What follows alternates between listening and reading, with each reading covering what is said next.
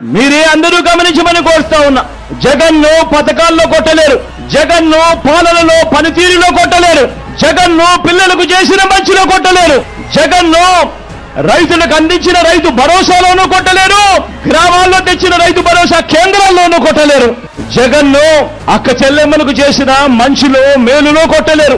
జగన్ను ఆ అవ్వ తాతల ఆత్మగౌరవాన్ని కాపాడటంలో కూడా జగన్ను కొట్టలేరు. జగన్ను డీబీటీలో అంటే బటన్లు నొక్కడంలో జగన్ను కొట్టలేరు.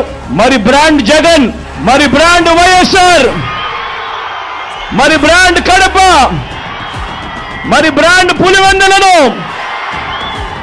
కొట్టాలనుకుంటున్న మీరందరికీ ఓటు ద్వారా గుణపాఠం చెప్పడానికి మీరంతా సిద్ధమేనా?